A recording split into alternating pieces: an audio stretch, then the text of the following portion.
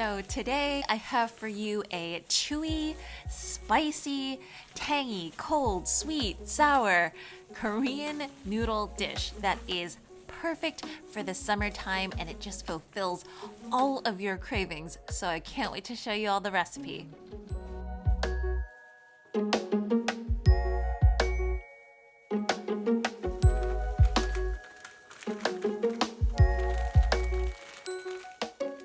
So the first thing is to quickly cook your wheat noodles and then cool them down. So the Koreans have this kind of a chewy wheat noodle that if you can find it, definitely use it. But if not, I'm using this fresh packaged ramen noodle and it is wheat based as well and has a nice chew to it. Just make sure that you do not overcook it. I give this like 1 to 2 minutes max.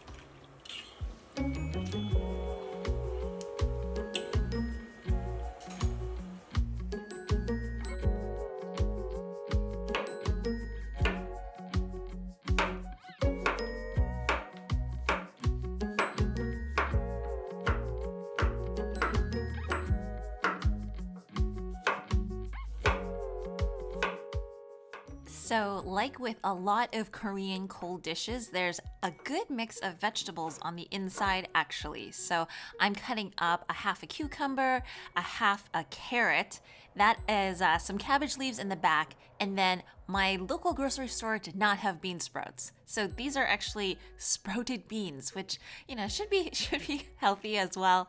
But normally you cook that in some boiling salted water just for a little bit. And then this is going to be the mix that I put into the noodles.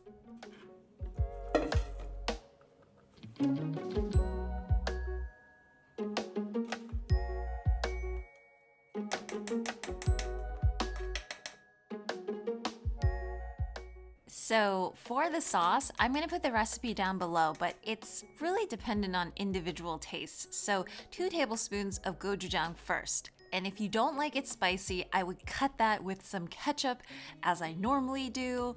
I'm going to put in some garlic powder, date syrup to sweeten it up, some Korean chili powder, some rice vinegar, because I find that rice vinegar is the one that's the least harsh. It's like kind of like the least pungent, and I like adding that to food.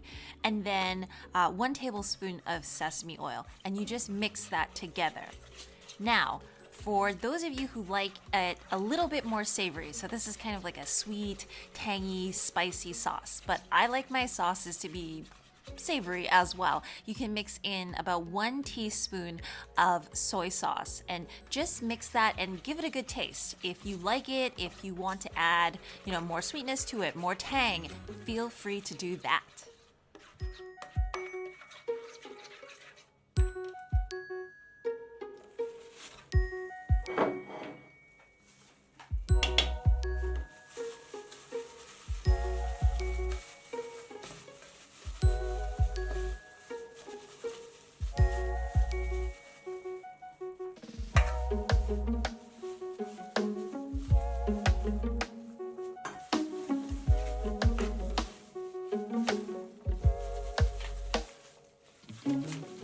I actually felt bad about using and wasting a plastic glove, but I was also manning the cameras as well. So feel free to just use your hands, use some chopsticks, and just toss that around. And as much vegetable as you would like. I think that this was a little bit more than you may have actually needed, but this can easily become more of a noodle salad if that's what you're going for.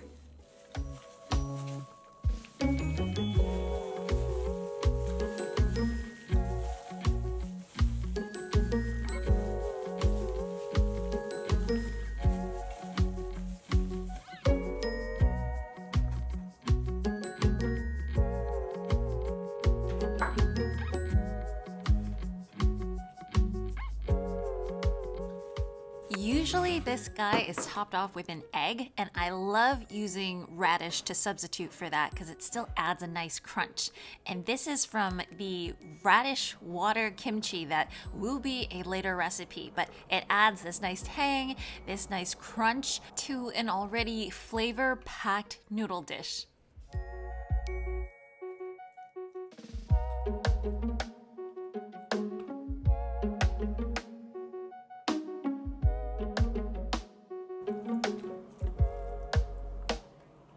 Anyways, I hope you all have enjoyed this spicy, chewy, tangy, sweet Korean noodle dish and you'll try to make it for the summer. As usual, if you want to see more recipes like this, please remember to hit that like and subscribe button and I'll see you guys all again next time. Bye!